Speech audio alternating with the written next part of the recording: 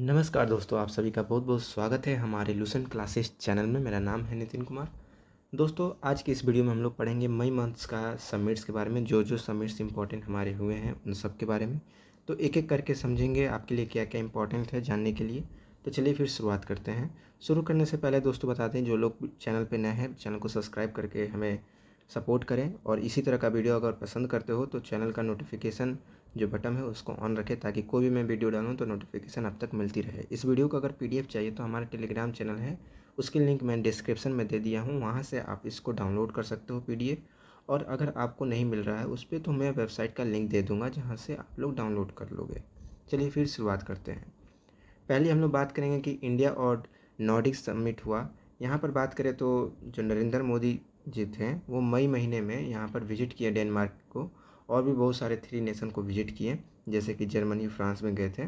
तो वहाँ पर एक समिट्स हुआ, सेकेंड इंडिया, मतलब कहने मतलब 2 कंट्री को लेके इंडिया और नॉर्डिक समिट्स हुआ।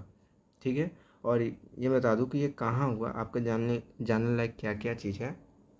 तो देखो, पहले तो मैं बता दूं कि ये समिट्स पहले कब हुआ, तो जब इंडिया में वो डेनमार्क में वो विजिट करने गए नरेंद्र मोदी तब हुआ। और मैं बता दूं कि ये कहाँ हुआ, तो कोपनहेगन में हुआ, डेनमार्क में। ठीक है। और आपसे जो क्वेश्चन पूछा जाएगा नॉर्डिक समिट में, नॉर्डिक का क्या मतलब है, कौन कौन से कंट्री आते हैं, तो याद रखना कि कौन कौन से कंट्री आते हैं। तो डेनमार्क आता है, फिनलैंड आता है, आइसलैंड आता है, नॉर्वे और स्वीडन आते हैं। ठीक है। यहाँ पर बात की गई कि किस तरह से कल्चरल एक्सचेंज किया जाए, पीपल टू पीपल कनेक्शन किस तरह से हो, टेक्नोलॉजी ट्रांसफ़र कैसे हो, और भी बहुत सारी चीज़ों पे बात यहाँ पे हुई थी, डिस्कशन हुई थी इस समिट्स में। और बात करें कि यहाँ पे जो अब तक बात करें जो भी नॉर्डिक कंट्रीज़ हैं, यहाँ पर टोटल इन लोग के साथ हमारा बायलैटरल ट्रेड जो है वॉल्यूम, वो आपका $13 बिलियन जो है यहाँ पर है। तो याद रखिएगा, ये सब चीज़ आपके लिए इम्पॉर्टेंट है। तो इस चीज़ को आप, मैंने जो जो बताया उसको आपको याद रखना है। चलिए फिर नेक्स्ट हम लोग बात करते हैं।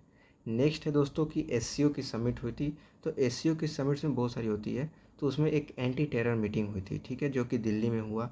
और इस टेरर मीटिंग में बात करें तो इंडिया इस मीटिंग को होस्ट किया।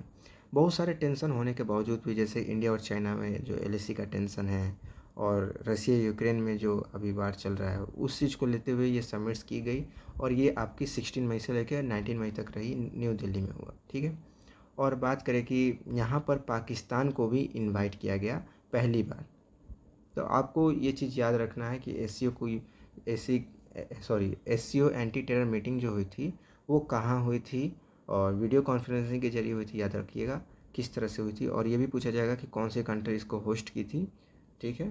और ये भी पूछा जा सकता है कि इंडिया इस मीटिंग को, मतलब एससीओ की अगर जो मीटिंग होगी वो कब होस्ट करेगा। तो याद रखिएगा, जो एससीओ समिट्स होंगे ना, इंडिया जिसको होस्ट करेगा वो 2023 में होस्ट करेगा। और काफ़ी इंपॉर्टेंट है, जो आपके एग्ज़ाम में पूछेगा। 2023 जो है इंडिया के लिए काफ़ी इंपॉर्टेंट ईयर होने वाला है, क्योंकि जो नेक्स्ट ईयर है यहाँ पर ना ही केवल इंडिया जो है एससीओ की समिट्स होस्ट करने वाला है, यहाँ पर क्वाड की भी जो समिट्स होगी वो भी इंडिया होस्ट करेगा। और G20 जो समिट्स होंगे जो कश्मीर में आपके होने वाले हैं, उसको भी यहाँ पर इंडिया होस्ट करेगा। तो बहुत सारी, और ब्रिक्स की भी जो समिट्स है वो भी आपको इंडिया होस्ट करेगा 2023 में। तो काफ़ी इंपॉर्टेंट है। कुछ स्टैटिक्स पार्ट्स है जो आपको एग्जाम में पूछे जाएंगे इससे रिलेटेड, जैसे कि एससीओ की फुल फॉर्म क्या है और इसको कब बनाया गया। तो संघाई कोऑपरेशन ऑर्गेनाइजेशन इसकी फुल फॉर्म है, और इसको 2001 में बनाया गया। यहाँ पे कितने कुल टोटल मेंबर है, देखिए काफ़ी कन्फ्यूजन अगर आप एसएससी के एमटीएस के एग्ज़ाम देते हो, या सीएचएसएल के एग्ज़ाम देते हो, या फिर बात करें तो सीजीएल की क्यों ना दो, तो ये चीज़ आपसे बहुत पूछा जाता है कि कौन सी कंट्री जो है ना नहीं है एससीओ में।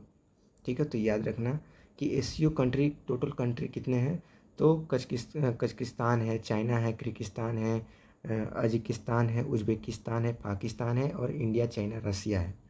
तो ये चीज़ आपको याद रखना है। और अभी जो रिसेंटली है ना, ईरान जो है ना यहाँ पे 9वां मेंबर बना है, यानी पहले तो टोटल 8 मेंबर थे, अब यहाँ पे ईरान भी आ चुका है, तो यहाँ पे टोटल 9 मेंबर हो गए हैं। यहाँ पे सेक्रेटरी जनरल की बात करें तो जैंग मिंग है, और इसकी जो हेड क्वार्टर है एससीओ की, ये आपका बीजिंग चाइना में है। तो याद रखिएगा, ये सब कुछ चीज़ें हैं जो आपको एग्ज़ाम में पूछा जा सकता है और याद भी रखना है आपको। चलिए दोस्तों, इसी तरह हम लोग नेक्स्ट बात करेंगे। देखिए, अभी जो है ना, निर्मला सीतारमन जो है अभी 7th एनुअल मीटिंग होस्ट की थी। किसकी भाई, तो board of governor of national development bank के। ठीक है।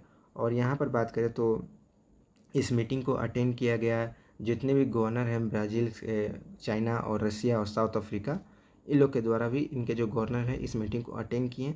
साथ ही साथ यहाँ पर नए मेंबर भी हैं, जैसे बांग्लादेश और यूएई के भी मेंबर यहाँ पर आए और इस मीटिंग को ज्वाइन किए। ये मीटिंग आपका हुआ न्यू दिल्ली में, और ये कौन सा एडिशन था, तो ये भी याद रखना है, 7वां एडिशन था। ठीक है, तो 7वां एडिशन आपको याद रखना है कि ये जो है 7वां एडिशन था और ये न्यू दिल्ली में हुआ है। तो ये चीज़ है। इसकी जो है थीम क्या है दोस्तों, तो याद रखिएगा, नेशनल डेवलपमेंट बैंक की थीम है ऑप्टिमाइजिंग डेवलपमेंट इम्पैक्ट। तो ये काफ़ी इंपॉर्टेंट है, ये चीज़ को भी याद रखना है। यहाँ पे इंडिया अपने आज़ादी का 75वां अमृत महोत्सव के बारे में मेंशन करते हुए, हाईलाइट करते हुए यहाँ पे बताया कि इंडिया की जो इकनॉमी है वो रोबूस्ट हुई है, काफ़ी ज़्यादा पहले से तेज़ी से बढ़ी है। ठीक है, तो ये चीज़ है, यहाँ पे डिस्कशन हुई थी इकनॉमी को लेके। चलिए नेक्स्ट हम बात करें कि क्वाड की समिट्स हुई थी, जो कि काफ़ी ज़्यादा इंपॉर्टेंट है, और यहाँ पे हम बात करें कि किन किन इशू पे यहाँ डिस्कशन हुआ और क्या क्या इनिशिएटिव यहाँ पे लिया गया। तो पहले हम लोग क्वाड के बारे में बात करें कि क्वाड कहाँ होस्ट हुआ अभी इस साल 2022 में। तो ये आपका जापान ने टोक्यो में होस्ट किया और 24 मई को हुआ था। तो याद रखिएगा क्वाड में कुल कितने मेंबर हैं, तो क्वाड इंडिया, जापान, यूएसए और ऑस्ट्रेलिया है। तो ये कुल 4 मेंबर हैं क्वाड के, तो याद रखिएगा। नेक्स्ट हम लोग बात करेंगे कि क्या क्या इशू जो है यहाँ पे एड्रेस किए गए हैं हमारे क्वाड समिट्स में। तो देखिए ज़्यादातर जो समिट्स में, ये क्वाड समिट्स में यहाँ पे इशू जो है डिस्कशन किया गया, ये चाइना से रिलेटेड, जैसे China Solomon island, China Taiwan की मीटिंग, मतलब यहाँ पे एड्रेस इशू डिस्कस किए गए। नॉर्थ कोरिया मिसाइल्स को यहाँ पे लेके डिबेट हुआ, और यूक्रेन और रसिया के बीच में जो कॉन्फ्लिक्ट है उस चीज़ को लेके यहाँ पे इशू जो है यहाँ पे डिस्कशन किए गए। और इनिशिएटिव क्या क्या स्क्वाड में लिया गया, तो यहाँ पर फेलोशिप को स्ट्रॉन्ग कैसे किया जाए, इस चीज़ को लेके यहाँ पे इनिशिएटिव लिया गया।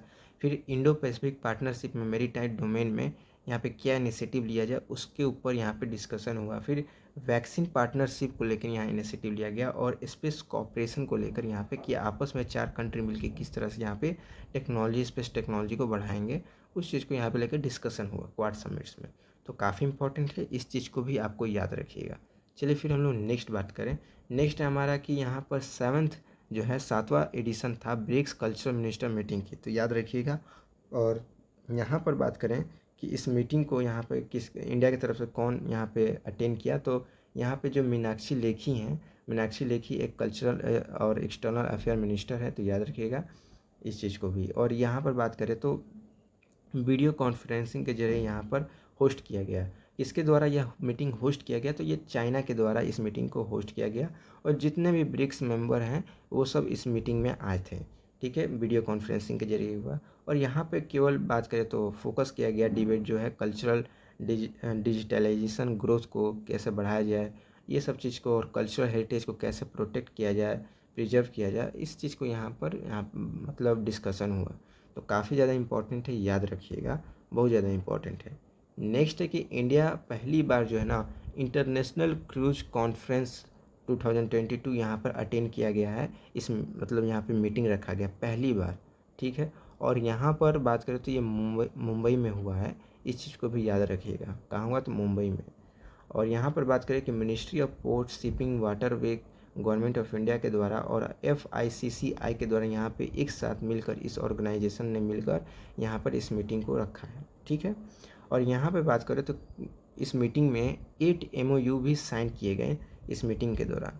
जैसे कि बात करें policy hub, port infrastructure, role of technology को लेकर और पोस्ट पैंडेमिक को लेकर यहाँ पर डिस्कशन हुआ, और उसके ऊपर MOU भी हुआ। मेन ऑब्जेक्टिव क्या था दोस्तों कि इस मीटिंग का, तो मेन ऑब्जेक्टिव था कि जितने भी रीजनल कनेक्टिविटी है उसको किस तरह से आगे यहाँ डेवलप किया जाए, और किस तरह से नए डेस्टिनेशन को यहाँ पे बनाया जाए, और लाइट हाउस को किस तरह से यहाँ पे अट्रैक्शन किया जाए, बनाया जाए, इस चीज़ को लेकर यहाँ पर मीटिंग किया गया पहली बार भारत में। तो काफ़ी ज़्यादा इंपॉर्टेंट है, ये पूछा जा सकता है आपके एग्ज़ाम में। दोस्तों यहाँ पर नेक्स्ट है हमारा ग्लोबल ऑर्गेनिक एक्सपो की मीटिंग।